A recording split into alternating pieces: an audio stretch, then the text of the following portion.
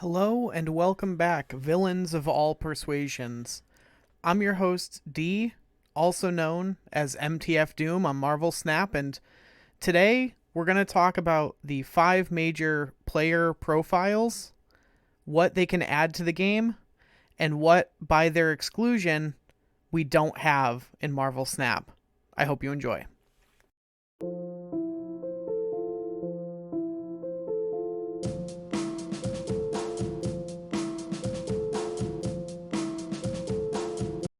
Before we get into it, I just want to let you know I am trying something different today. What we are doing is, because most people who I've talked to on the Discord through polls have responded very positively to the idea of doing more theory than playing videos, but I still want to play. What I'm going to be doing going forward, or at least trying with this video, let me know how you like it, is I've recorded me playing in the background, and then I'm recording a voiceover that's just going to go over top of it. The playing is all from a very chill stream. There was like music playing, so you're not going to see a lot of me talking. So it's going to look a little weird because you're going to hear my voice, but my avatar is not really going to be lighting up very often in the background footage.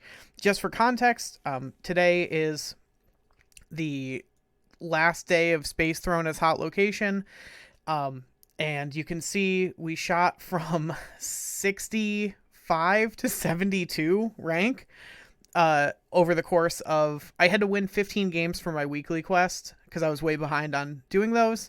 I'm playing the deck above me. It is just gender reveal, but with the addition of Polaris and Storm, and we took out Zabu and Enchantress.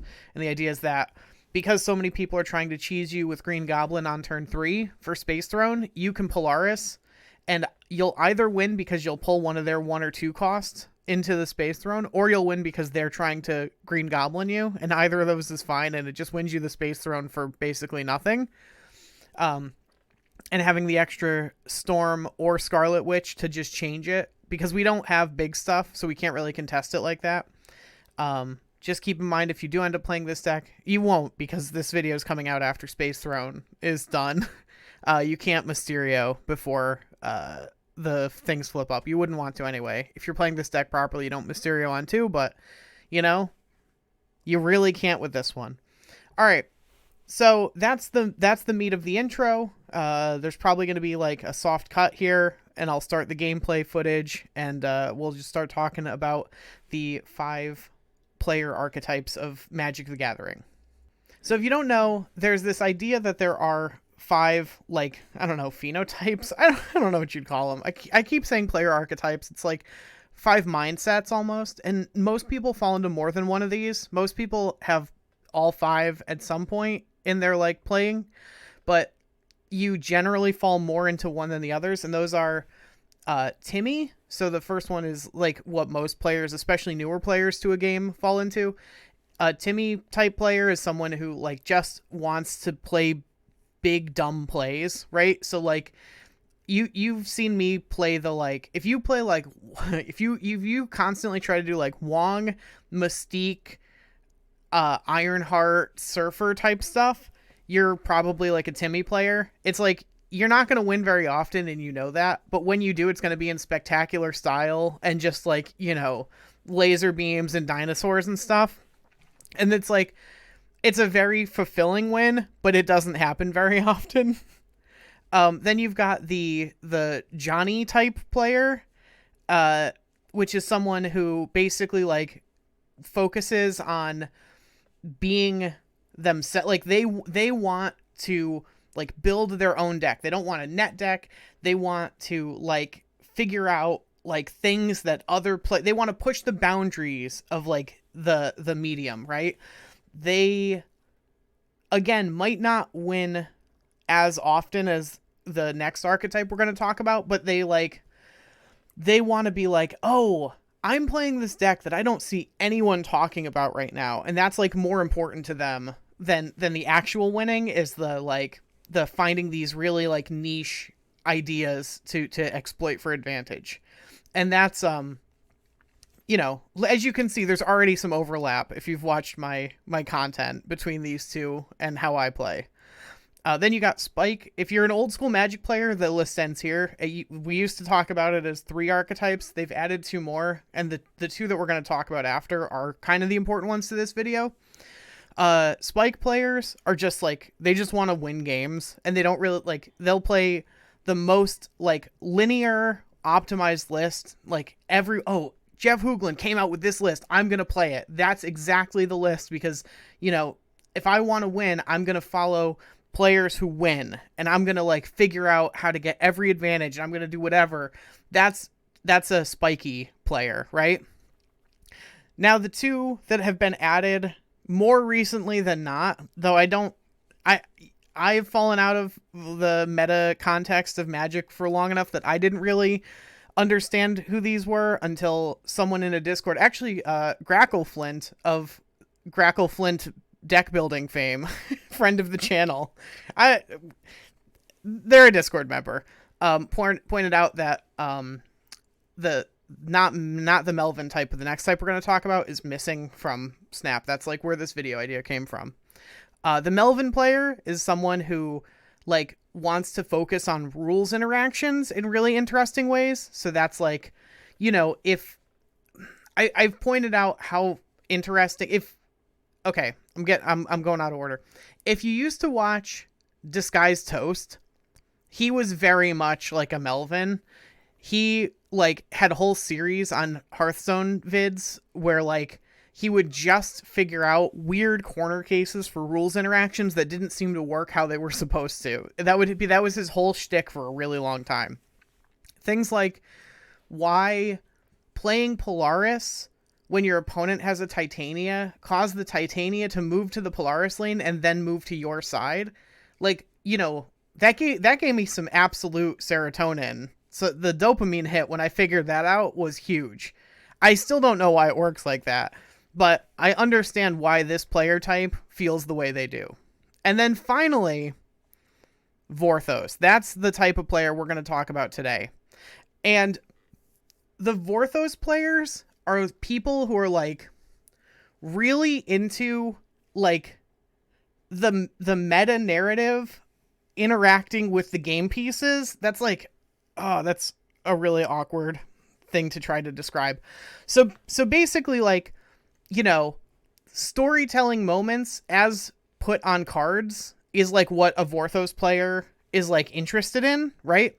And so that's kind of what we're going to get at today. How we're kind of missing that. It's flavor. Like, I've talked about how, like, in a lot of ways, I wouldn't understand the flavor of Marvel Snap even if it existed, but how in a lot of ways it seems to also not really exist. And so, by that omission, we are kind of missing out on what could be really, really cool effects, right? And so the last video, I postulated on a couple different solutions to the problem that I was talking about. I only kind of have one, but I think it would be a pretty good solution.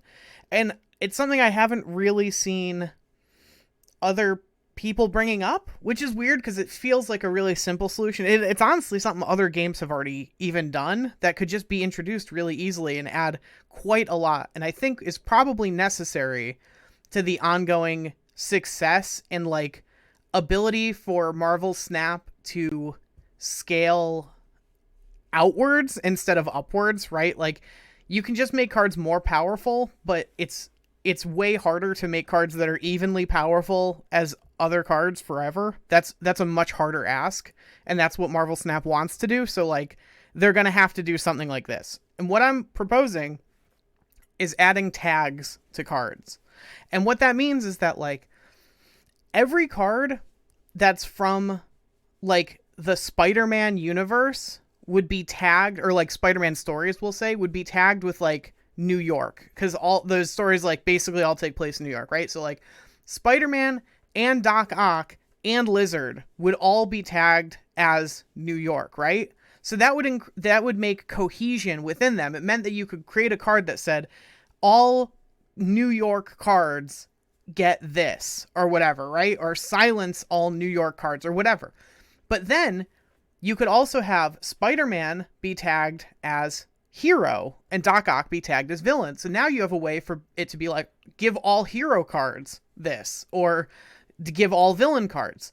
But then you could also add Spider-Man as like superpower and Doc Ock as tech, right? Spider-Man's a superpower type card and Doc Ock is a tech type card, right? Like Doc Ock might technically also be like a super powered person. I don't know the lore that well, but I think he's more a tech type, right? Tony Stark is like tech. He's not really super powered. He relies on tech stuff. So now you have another division. So even though all these cards are from the same story, they can also fit into thematic decks. Like, oh, I really want to build just like a super villain themed deck.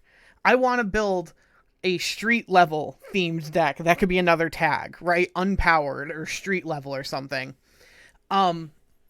And you could do all these like very interesting things by adding those types of tags that would not increase anything's power or force a constant stream of new, more powerful effects, but could add really niche and interesting, corner cases.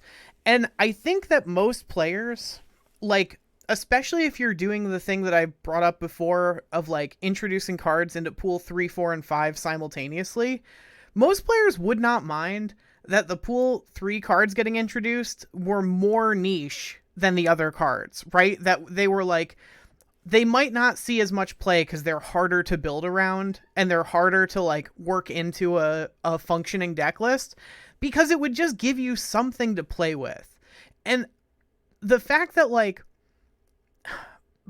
by law of average, I think most like I said, most players who are new to the game are already kind of in the Timmy version of playing.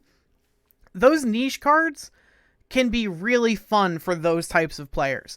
And by the time you're at the point where new pool 5 cards are hype for you because you just have such a full collection, like you've been playing for, a year pretty regularly, you like your pool 3 complete, you're like working through pool 4 and 5. So if a new 5 drops, there's a chance you could just buy it with the tokens you have saved.